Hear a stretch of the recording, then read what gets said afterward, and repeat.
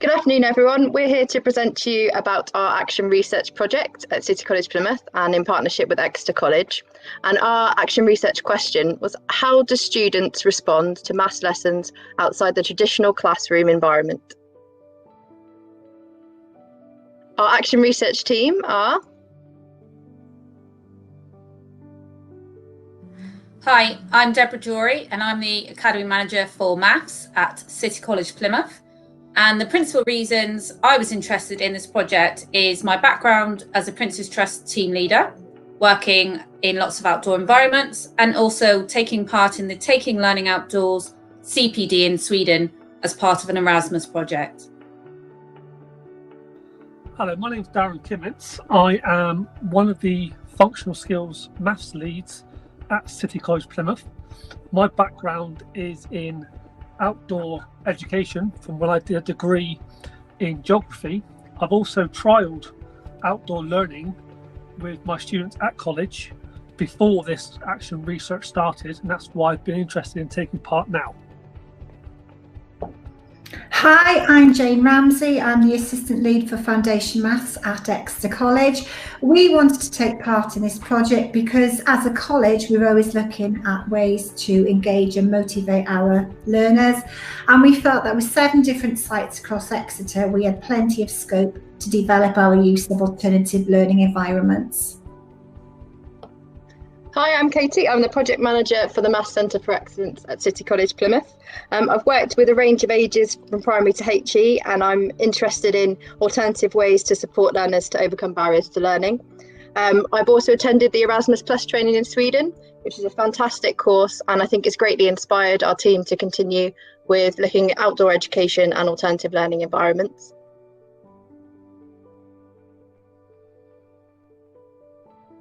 A bit of introduction and background. So why have we chosen alternative learning environments? So we initially looked at the key themes for motivation and engagement, and that's been a key focus of our work as a centre at City College. And we looked at these key themes and how they tie in with focus points of outdoor education and alternative learning environments. So we found strong links in the development of positive learning environments that are more engaging for students, the linking of maths learning to students' interests, and being sympathetic to a student's usual way of working. So our initial question and what we started to focus on was, does the use of alternative learning environments, learning outside the classroom, have an impact on student engagement? Learning outside the classroom is also supported by Ofsted, who say that learning outside the classroom is about raising achievement through an organised, powerful approach to learning, in which direct experience is of prime importance. This is not only about what we learn, but importantly, how and where we learn. City College Plymouth and Exeter College both are quite isolated geographically in the city, whereas compared to London, where you might have several general FE colleges in one place, Plymouth and in Devon you don't. Plymouth is a deprived area with a lot of students having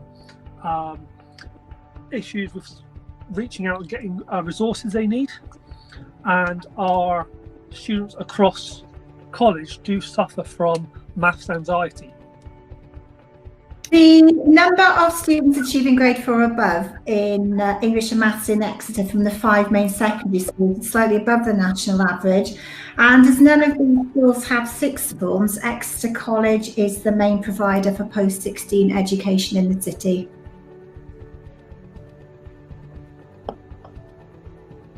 So a little bit of information on the background research that we completed as an action research group.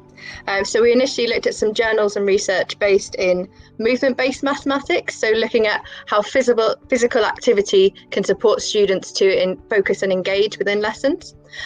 We looked at behavioural effects of outdoor learning, so how can the effect of different sensory learning environments improve and support behaviour.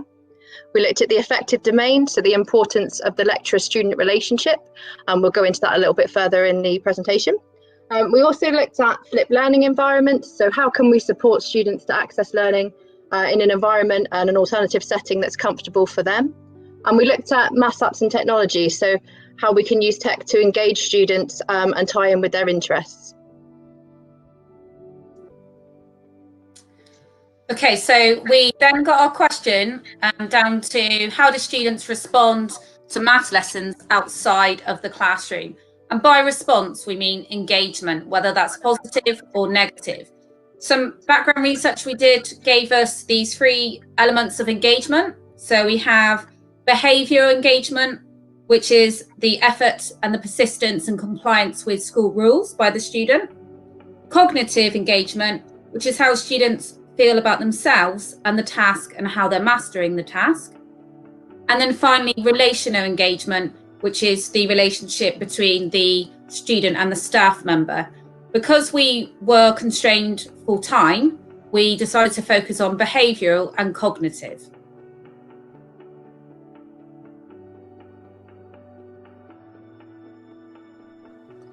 We tried to match the activity to the vocational areas whose usual way of working was similar to the orienteering task, so they weren't in a traditional classroom. We looked at cohorts who had focus issues in lessons.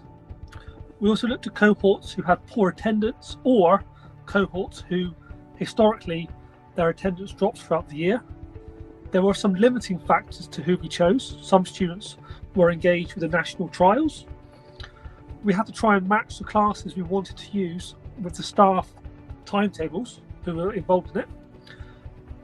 Regarding ethics, the students all completed a consent form, and 46 students took part across 2 sites. That's 33 at City College Plymouth and 13 at Exeter College. Okay, so to monitor and measure engagement, we triangulated 3 pieces of evidence. The first one is a observation schedule. So that involved having 1 staff member following 3 or 4 students and observing what they did every 15 minutes over a period of time. We also did a student survey, which was anonymous and was carried out after the orienteering session. And we also did a staff feedback interview. And amongst everything that we designed, we ensured that we looked at both cognitive engagement, so for example, asking questions, and also behavioural engagement, for example, talking to classmates about topics not related to the task.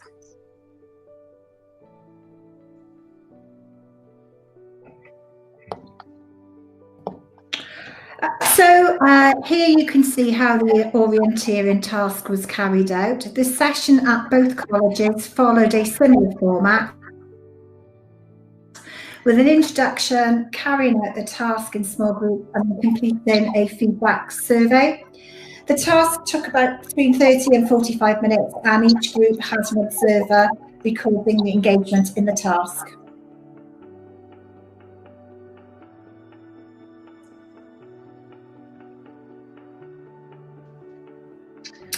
While both colleges had different layouts, this task was very easy to adapt. I modelled my orienteering task on the one that Darren had written, using the same main wording and layout. And after carrying out each instruction, as you can see from the slide there with the examples, the group had to answer the question by looking at the immediate area around them.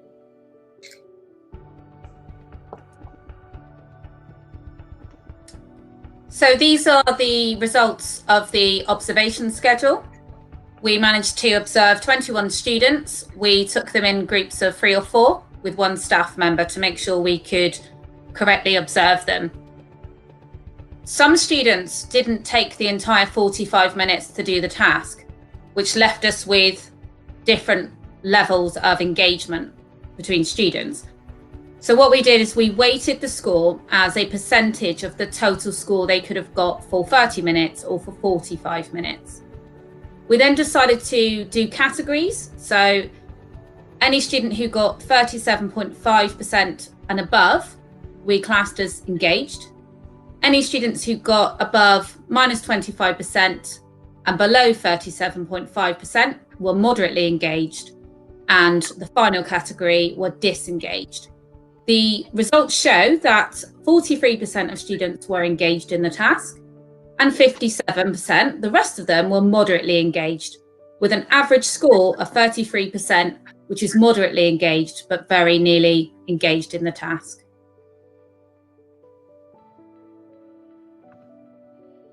So if we have a look at our anonymous student feedback, we split it out into 6 questions. So we can see that at City College Plymouth, 85% of students agreed or strongly agreed that they were happy their teacher had set this task. We had 85% agreed or strongly agreed that they preferred it to their normal lesson. We also found that 79% of students agreed or strongly agreed that the activity helped their maths skills. And 88% agreed or strongly agreed that other students within their class group joined in more than usual. So we found an 84% success rate at City College Plymouth from student feedback. And we also found that students involved came forward and wanted to be involved in designing more sessions that involve practical maths activities for next year. These results show that the feedback from the Orienteering task was very positive at Exeter. We had an 80% success rate. Only 13 students took part, and I think that completing this outdoor activity on a damp and windy Friday, just before the half-term break, might have influenced some of the results. It was a different approach to our usual, more traditional style of lesson delivery, and it was the first time that the students had done a practical activity outside of the classroom. After the activity, some of the students who had been quite reticent at the beginning that they didn't want to do it, actually by the end really enjoyed it, and I think it was just the whole, taking them out of their comfort zone in the beginning that made them feel that way. So if we look at the results from both sites, so as you can see on this table, we've got a combined percentage of all students involved in the trial. And we can see that 89% overall were happy that their teacher said they'd do the task, and 71% overall felt that the activity helped their math skills. If we look at City College Plymouth and Exeter, we can see that there's some difference between the sites, and the ones that stand out the most are looking at the 18% difference, which is student feedback agree or strongly agree for the other students joined in more than usual. But also we've got a couple sections where there's 16% difference between the sites as well. And as Jane's touched on, that could be due to some external factors such as the traditional lesson format at each site and how that varies, and also things like timings and student behaviour in that group normally. Overall, if we look at the success score, it was an overall percentage of 80% for both sites combined, 84 for City College Plymouth and 80 for Exeter. From a staff perspective, I ran the orienteering activities at Plymouth and Jane ran them at Exeter. The other staff that supported helped with small group work. All staff filled out a questionnaire when they completed the activity, and there's one example on the screen there, which is on a scale of 1 to 10, how would you rate student behaviour in this session? As you can see, 75% said it'd be 9 or 10 out of 10. This question mirrors all the other ones. Generally, the feeling is that students' behaviour is much better and they engaged a lot more. So to draw our conclusions, so we have a relatively small data set that were involved, and data collection was restricted between January and February due to the current situation. So we found that our results so far indicate that maths learning outside the classroom is a positive development, and it's something that we want to continue further. But we do realise that to develop this research, we'll need a bigger data set and across a wider variety of settings. But initially, we find that the findings greatly support our research hypothesis, and we will continue our mission to increase motivation and engagement in post-16 learners.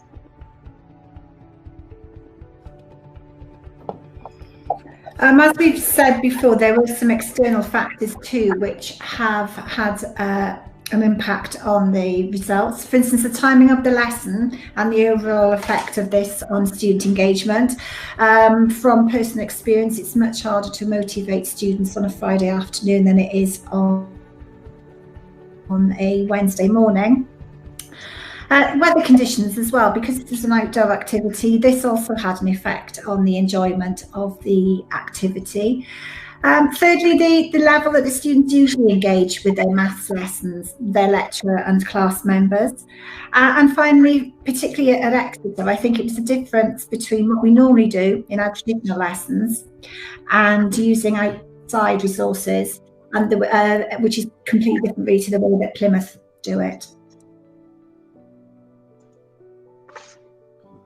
We would look at doing a third element of engagement, which would be relational engagement, which would be looking at social and personal skills.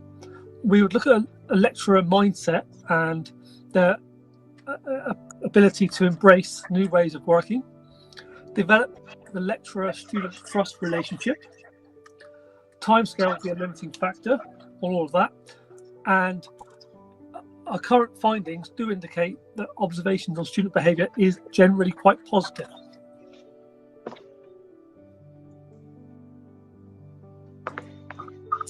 So cross-culturally at the college, huge leaps forward have been made in student and staff engagement in maths, and our action research has supported that further, linking with practical skills and other things such as digital and mastery around the college.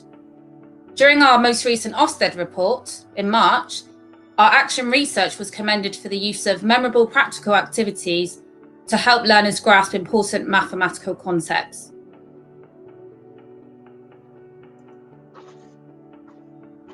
So our next steps to continue the action research, we hope to continue this for academic year 2021, and we are currently designing 8 sessions that will be included in the scheme of work for all maths learners. We're supporting a blended learning approach with this, so we're looking at activities that can be done remotely as home-based activities for students, but also activities that can be done in small groups on site. And we're looking at areas such as data collection and analysis, measurement and problem solving. We will tie this in with a mastery element this year as well, to develop that further. And we'll look at things like a baseline survey, which will be completed with students 4 weeks after the practical session, to really look at their understanding and how the activity has supported that.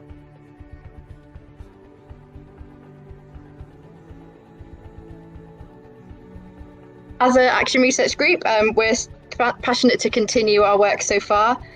As part of our action research scale up this year, we created video resources for students, which have been really successful. So we're going to continue this. We've developed platforms where students can access this as well. So we have a digital me platform, we're creating a Padlet, and we also have a YouTube channel. So we're looking at ease of access for students in any learning environment they choose, and obviously working remotely at the moment. We also want to share our research with our wider network, and that could be adapting the resources for all ages and abilities and different educational settings. Thank you very much for listening. We hope you've enjoyed the presentation, and please ask away if you have any questions.